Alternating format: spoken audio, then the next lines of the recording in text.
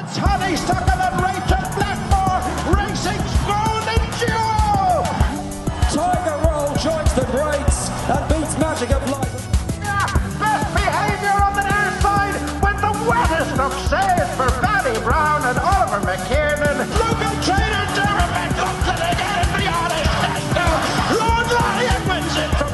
It's Sam Coe on the stand side before he had the second round. He lands in the lead by half a length and goes on from Sam Coe. Hello and welcome to a special episode of We're Going Chasing. It's going to be a look forward to the weekend's racing at Ascot, Haydock and Gowran Park on Saturday and Punchestown on Sunday as well. On my own now today, James is flat out plotting the downfall of the Cavan footballers, so I'm here myself. But look, we'll just get straight into it, I suppose. We'll start off in Gowran Park Saturday. And you're looking straight away at the Red Mills hurdle, the grade 2, Sharjah Field Door, main 2 in that. Look, I suppose Sharjah giving away £4 to Field Door at this stage of his career. He's a small bit regressive, but you'd assume that he'd be able to win this race. Would have liked to see him stepped up in trip. He was entered in the Stairs hurdle in Cheltenham, so it's interesting to see them go back to 2 miles and not really go for another sort of increase in trip there before potentially going to the Stairs. But it looks like he'll win that there on Saturday. Also on Saturday in Gowran Park, it's a big meeting for them here. You got the Red Mills Chase, the grade 2, Capadano, Battle Over Doyen, Durasso, Hot on Clures and Janadil. So Capadano and Janadil making their seasonal reappearances. Jody McGarvey on Capadano and Rachel Blackmore on Janadil. I suppose, look, Janadil second in the Ryanair last year. You'd imagine this will be a stepping stone to going back there again. Looking at Hot on Clures, he was looking like the likely winner of the Kinloch Bray and Thurles before he came down. Like, of course, he's not entered in the Ryanair, but look, he's one that it could be supplemented, and you'd imagine he'd have a decent chance there. Durasso always runs a decent race. I suppose maybe excuses last time out. And then Capadano, so he's given £9 the rest of the field. Obviously, grade 1 winner at the end of last year over 3 miles in Punchestown. At first run in open company, 2.5 miles. Probably won't suit. I'd imagine they'd be looking at maybe Aintree for him as opposed to Cheltenham. Like, hard to see him go for a Gold Cup off the back of just one run in open company. But look, stranger things have happened, so that's sort of the look there for Gowran on Saturday. Then moving on to Ascot, I suppose. Look, there's a lot of big handicaps and graded races over in Ascot on the weekend.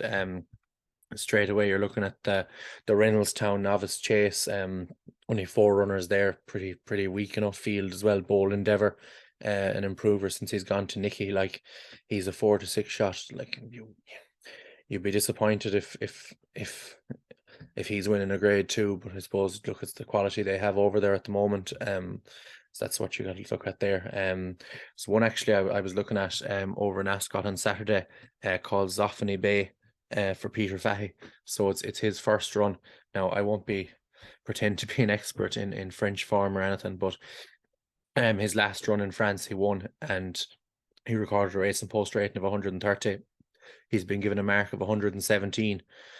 So, like, look, there's a fair discrepancy there. Now, it's stable debut, first run, so, like, proceed with caution. But look, he's a decent horse, it seems, and maybe he can run well there. He's about a 7 to 1 chance.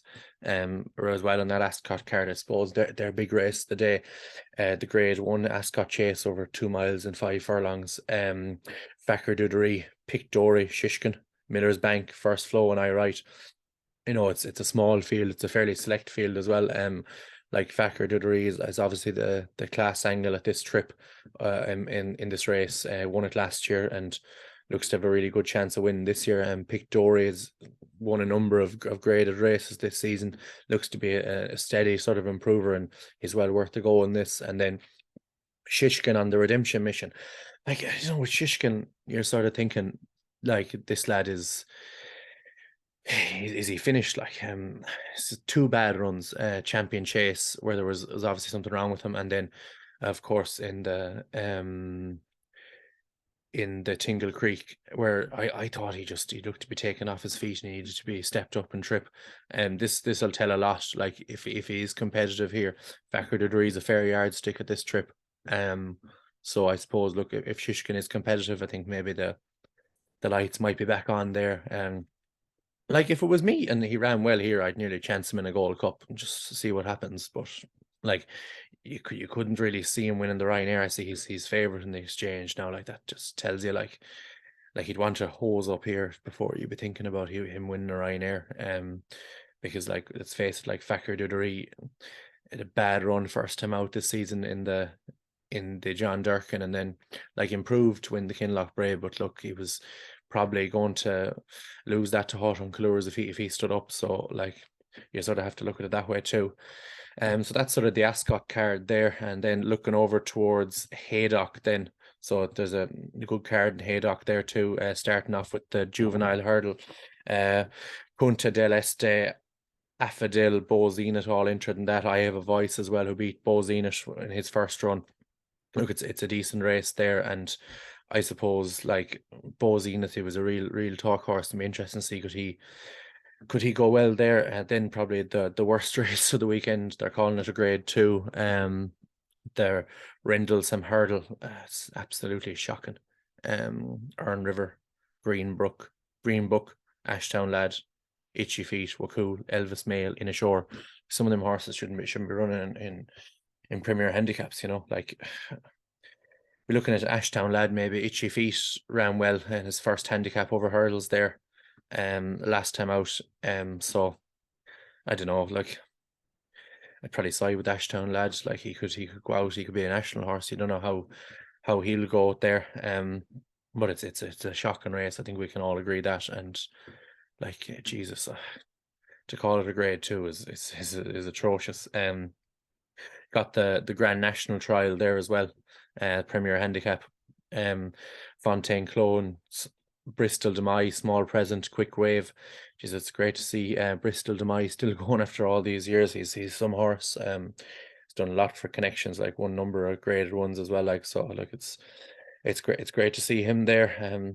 Would I give him a chance there in that race? Probably not. Like, look, it's these national trials over in England. They're not the greatest races in the world. Even the ones in Ireland, they rarely throw up winners, you know. So proceed there as well. Like then the Pertemps handicap hurdle. Emmett Mullins sends over Hardy Bloke for this. He's actually been purchased by Darren Yates since his last run from Emmett. I think I said it here on the podcast that he got a pretty quiet ride there at Christmas, and like it was hands and heels all the way home. He's rated 114 in Ireland. He's up to 121 in England. Like probably want to be winning this to get into the Pertemps.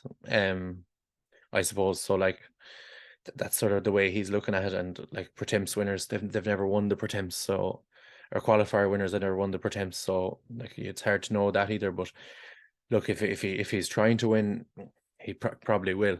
He's 2-1 now. It's fairly skimpy price, but I think he's look, if he's off, he'll probably win it off that mark. He seems to be a lot better than that. And then just the last race on the day, then the grade 2, the Bartlett Trial. It's a 6-1 the field here. Sort of one I like here, Feel Good Inc. For Neil Mulholland. I think we spoke about him a couple of times in the podcast. Won really well last time out on heavy ground in Doncaster.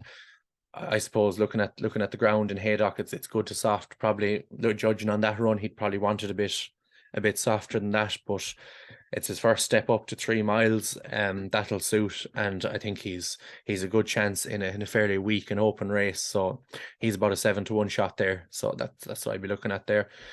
And then I suppose looking at just Punchestown on Sunday, then there's a listed mares hurdle there. You got Hermione Maker. She sets the standard 133. One there, I put her up in the Dublin Racing Festival, Rioga Choice. She's getting £4 from Hermione Maker. She's rated £12 lower, but she might be one to chase her home. I think she was brought down at the DRF a long way out, but she was settled well and travelled pretty well.